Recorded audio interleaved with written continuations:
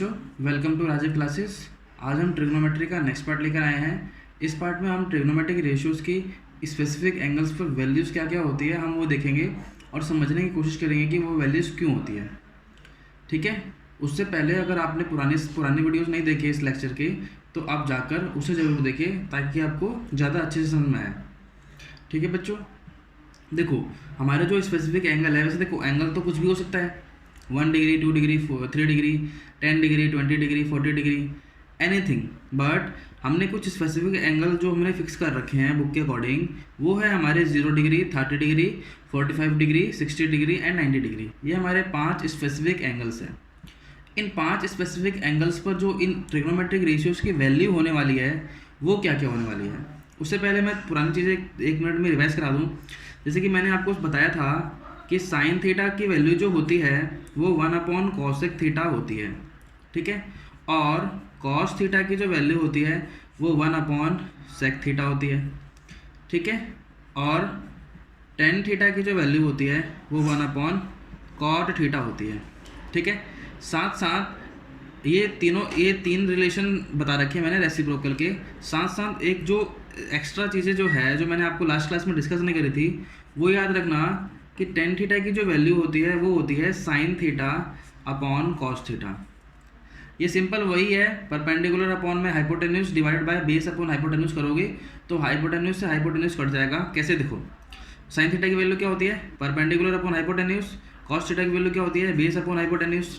ठीक है, इस हाइपोटेन्यूज से इस हाइपोटेन्यूज को काट देंगे तो क्या बचेगा, परपेंडिकुलर अपॉन में बेस, और परपेंडिकुलर अपॉन में बेस क्या होता है, टेन थीटा।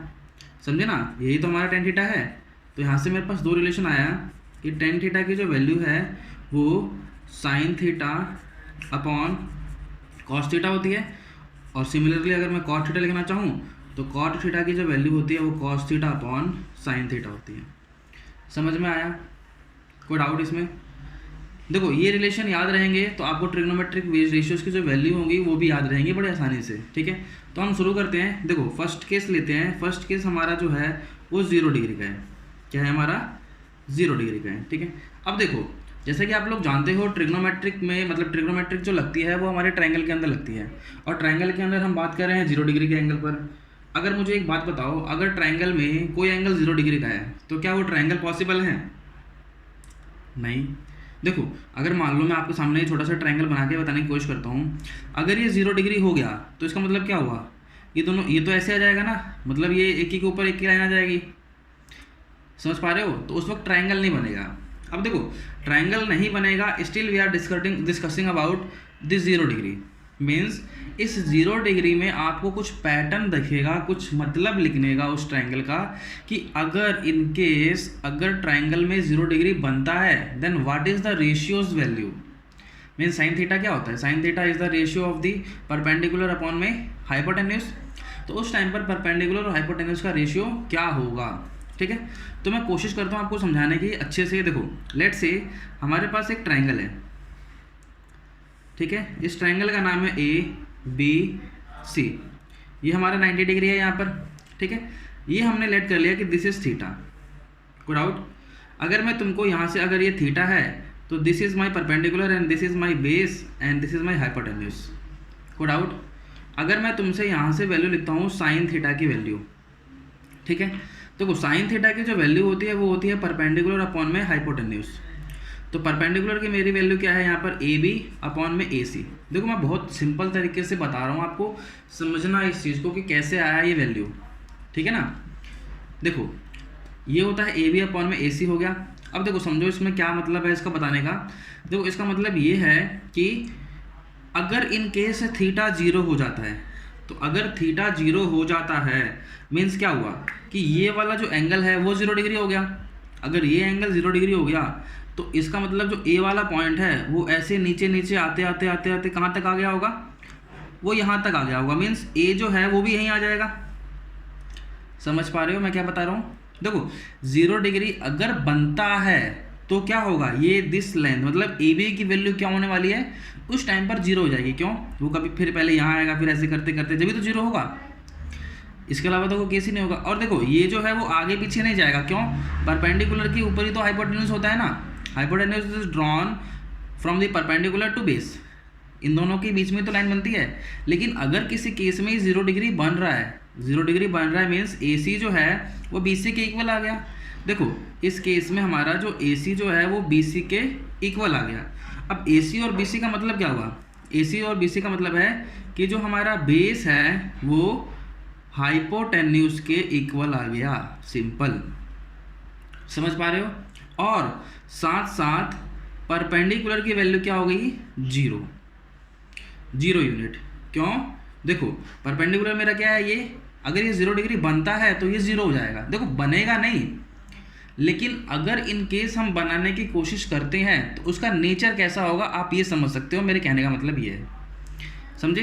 तो अगर मैं इस केस के हिसाब से चलूँ तो मुझे बताओ, यहाँ से अगर मैं आपसे साइन थीटा की वैल्यू लिखता हूँ तो sine theta means sign 0 degree. अगर मैं साइन 0 डिग्री की वैल्यू लिखता हूँ तो साइन 0 डिग्री की वैल्यू क्या होती है?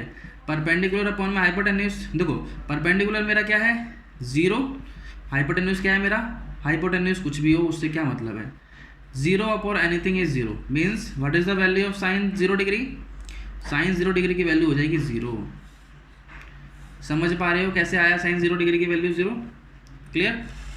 अब देखो दूसरी चीज़, अगर मैं इसी से आपको कॉस थीटा की वैल्यू निकालता हूँ मीन्स कॉस 0 डिग्री की वैल्यू निकालता हूँ तो कॉस 0 डिग्री क्या होगा? ये होगा मेरा बेस और यहाँ पर होगा मेरा हाइपोटेन्यूज।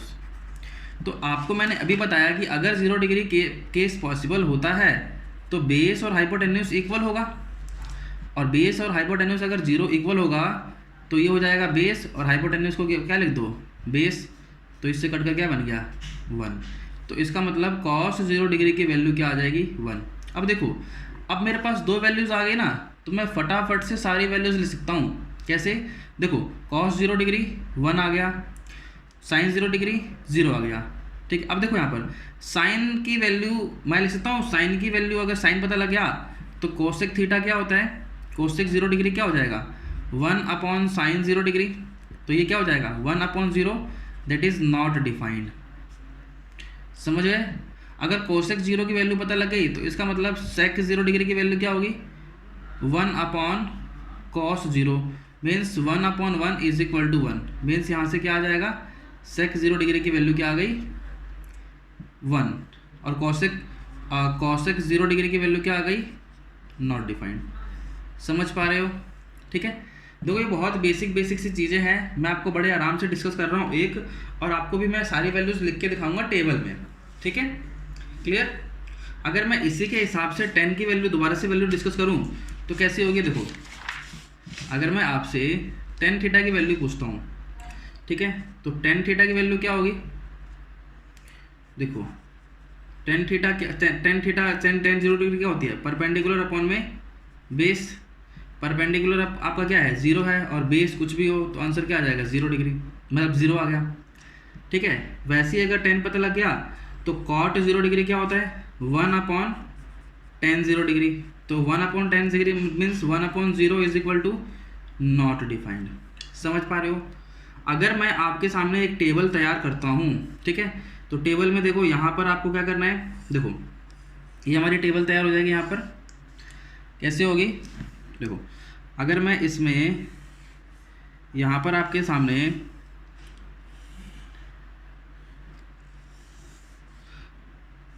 यहाँ रेशियोस लिखता हूँ और यहाँ पर एंगल्स लिखता हूँ, तो देखो 0 डिग्री की वैल्यू मैं लिख रहा हूँ अभी फ़िलहाल। तो देखो अगर मैं साइन की वैल्यू बात करूँ तो साइन 0 डिग्री की वैल्यू क्या है मेरे पास? 0।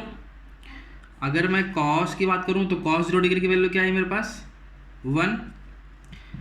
और अगर मैं टेन की बात करूँ तो टेन 0 डिग्री की वैल्यू क्या है मेरे पास? 0। कॉट की बात करूँ तो कॉट 0 डिग्री की वैल्यू क्या आई? Not defined. सेक 0 डिग्री की वैल्यू क्या आई? सेक क्या होता है? 1 बाय कॉस। तो 1 बाय कॉस करोगे तो क्या हो जाएगा? ये 1 हो जाएगा। और कोसेक की वैल्यू क्या आ जाएगी? कोसेक 0 डिग्री की वैल्यू क्या आई? 1 अपॉन 0 इज नॉट डिफाइंड। समझ पा रहे हो? क्लियर? देखो इसी लॉजिक से हमने सारी वैल्यूज निकाल रखी है। ठीक है, कहोगे कैसे लिखानी है, देखो 30 डिग्री पे हमने लाइन मतलब साइड्स के बीच में हमारे रिलेशन ढूंढा है, ठीक है। 90 डिग्री पर क्या होगा, ठीक है। 45 डिग्री पर क्या होगा, 45 डिग्री पर हमारा हाइपोटेन्यूज और परपेंडिकुलर सॉरी बेस और परपेंडिकुलर क्या हो जाएगा, बराबर हो जाएगा। तो हमने इसी रिलेशन को ढूंढकर हमने कुछ वैल्यूज़ तैयार कर रखी है, तो वो वैल्यूज़ मैं आपके सामने लिख रहा हूँ। देखो ये 30 डिग्री है, this is 45 degree, this is 60 degree and this is 90 degree. कोई डाउट? देखो ये सारी की सारी वैल्यूज़ को अगर आपको समझना है स्टार्टिंग से कि कैसे कैसे वैल्यूज आई है, क्योंकि देखो एग्जामिनेशन पॉइंट ऑफ व्यू से इनके प्रूफ्स इतने इंपॉर्टेंट नहीं है, स्टिल मैंने आपको 0 डिग्री का समझा दिया कि कैसे लिखानी होगी वैल्यूज़, ठीक है ना। तो 0 डिग्री की वैल्यू देखो, अगर 30 डिग्री की वैल्यू क्या आती है, 30 डिग्री की वैल्यू आती है 1/2, ठीक है। सिंप्लीफाई करेंगे, अगर आपको इसको अच्छे से डिटेल में पढ़ना है तो और इसको अलग से अगर अच्छे से पढ़ना होगा तो आप मुझे बता देना, मैं अलग से सेपरेट वीडियो बनाकर आपको समझा दूंगा कि कैसे ये वैल्यूज़ आई है, ठीक है ना। अगर आपको बताना हो तो कमेंट सेक्शन में पूछ लेना, ठीक है। और 45 की वैल्यू क्या होती है, 1/√2 आई है, ठीक है। 60 डिग्री की वैल्यू क्या आएगी, √3/2 आएगी, और 90 डिग्री की वैल्यू 1 आएगी, ठीक है। cos 30 डिग्री की वैल्यू आ जाएगी √3/2, 45 की वैल्यू आएगी 1/√2, इसकी वैल्यू आ जाएगी 1/2 और इसकी वैल्यू आएगी 0 डिग्री। देखो अब दो वैल्यूज़ पता लग गई ना, तो देखो अब बाकी सब लिखाना आसान होगा। देखो अगर मेरे को साइन है यहाँ पर तो कोसेक लिखना है। कोसेक क्या होता है, साइन का रेसिप्रोकल। साइन का रेसिप्रोकल देखो इसकी वैल्यू 1/2 है तो इसकी वैल्यू कितनी हो जाएगी 2, इसकी वैल्यू 1/√2 है तो इसकी वैल्यू हो जाएगी √2, इसकी वैल्यू 2/√3 है तो इसकी √3/2 है तो इसकी वैल्यू 2/√3 हो जाएगी, और इसकी वैल्यू 1 है तो रेसिप्रोकल करोगे तो 1 हो जाएगा। कॉस पता लग गया, कॉस की वैल्यू देखो, अब इसका सेक जो होता है उसका रेसिप्रोकल होता है तो ये जाएगा 2/√3, ये हो जाएगा मेरा √2, ये हो जाएगा मेरा 2, और ये हो जाएगा देखो 1/0, ठीक है। देखो नीचे कुछ नहीं लिखा तो कुछ, देखो नीचे 0 है तो नीचे कुछ भी हो उससे कोई फर्क नहीं पड़ता। मान लो इसके नीचे क्या लिखा था, 0/1 लिखा था, ठीक है। तो इसका रेसिप्रोकल करोगे तो यहाँ पर क्या आ जाएगा, 1/0 हो जाएगा। तो 1/0 क्या आ जाएगा यहाँ पर, यहाँ पर 1/0, तो इसका उल्टा कर दोगे तो क्या आ जाएगा यहाँ पर, दिस इज नॉट डिफाइंड। समझ गए? वैसे देखो tan थीटा क्या होता है, tan थीटा होता है sin/cos। तो sin/cos अगर ये तुम्हें पता लग गया तो 1/2 को देखो यहाँ पर मैं आपको समझाता हूँ, अगर आप 1/2 को √3/2 से डिवाइड करते हो तो क्या आंसर आ जाएगा 1/√3। तो इसकी वैल्यू कितनी हो जाएगी 1/√3। सिमिलरली जब इसको इससे डिवाइड करोगे तो यहाँ आ जाएगा 1, इसको इससे डिवाइड करोगे तो यहाँ आ जाएगा √3, अब इसको इससे डिवाइड करोगे तो यहाँ आ जाएगा नॉट डिफाइंड। समझे क्यों, 1/0 is not defined. tan cot क्या होता है, देखो cot को आप दो तरीके से पढ़ सकते हो। क्या, cot की वैल्यू जो होती है वो या तो 1/tan होती है या तो cos/sin। तो आपको जिससे भी करना हो आप उससे कर सकते हो, कोई इशू नहीं है, ठीक है ना। ठीक है, देखो अगर यहाँ पर √3 आ गया तो इसका रेसिप्रोकल करोगे tan का, तो this is √3, this is 1, this is 1/√3। अब देखो डाउट आता है इस वाले पार्ट में, कैसे, यहाँ नॉट डिफाइंड आया तो 1/नॉट डिफाइंड तो हम करते नहीं है। देखो ये होता है cos/sin, तो cos/sin, cos की वैल्यू क्या थी 0, तो 0 सॉरी हाँ cos/1, तो 0/1 क्या आ जाएगा हमारा 0। समझ में आया, कोई डाउट? देखो ये सारी वैल्यूज हमने कैसे निकालनी है इसका रीज़न मैंने आपको बताया था एक एग्जांपल लेकर 0 डिग्री पर। वैसे ही हम 30 डिग्री पे साइड्स के बीच में रिलेशन ढूंढते हैं कि what is the relation between perpendicular base and hypotenuse, ठीक है। हम कुछ लेंथ लेते हैं, उस लेंथ के हिसाब से हम इसके बीच में रिलेशन ढूंढते हैं, उसके हिसाब से ये सारी वैल्यूज आई हैं, ठीक है। अगर स्टिल आपको इन वीडियोस में, इन क्वेश्चंस में या इन कंसेप्ट्स में दिक्कत होती है तो आप मुझे कमेंट सेक्शन में पूछ सकते हैं और मैं आपको सारा सबका आंसर भेजूंगा, रिप्लाई करूंगा। समझ में आया? अब देखो इसी के रिगार्डिंग एक छोटा सा क्वेश्चन कर लेते हैं, ठीक है। कैसे करेंगे, देखो आपको ना उससे पहले आपको टेबल में से वैल्यू सारी पता होनी चाहिए, ठीक है। देखो क्वेश्चन नंबर 1 हम करते हैं, बताओ। देखो फाइंड द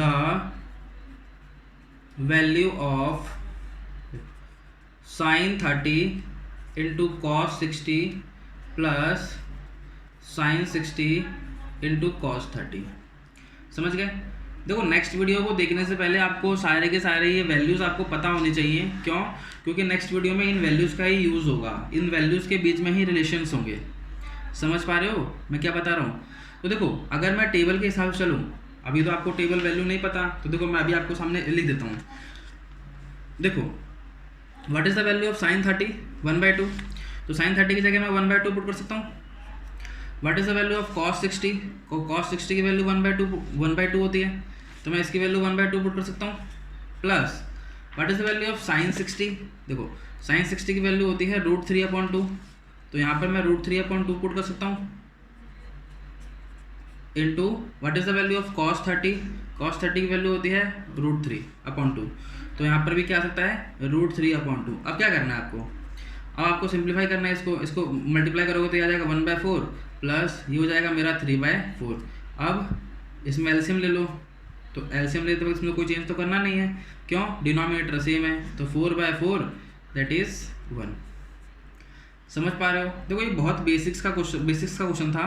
ऐसे ही क्वेश्चंस आपके बहुत सारे मिलेंगे एनसीईआरटी में, आर डी शर्मा में, आर एस अग्रवाल में, तो आप अपने अकॉर्डिंगली जो भी आपकी सप्लीमेंट्री लगी हुई है स्कूल में उसके हिसाब से आप कर सकते हो। फिलहाल के लिए अगर मैं आपको बताना चाहूँ कि इससे कहाँ से क्वेश्चन करने हैं, तो इस टॉपिक से जो आपका एनसीईआरटी में अगर मैं बात करूँ तो एनसीईआरटी में जो एक्सरसाइज है वो मेरी 8.2 है। 8.2 में सारी की सारी वैल्यूज जो है वो ऐसी है, ठीक है। तो एक्सरसाइज 8.2 में से आप क्या कर सकते हो? देखो क्वेश्चन नंबर 1 कर सकते हो, क्वेश्चन नंबर 2 कर सकते हो।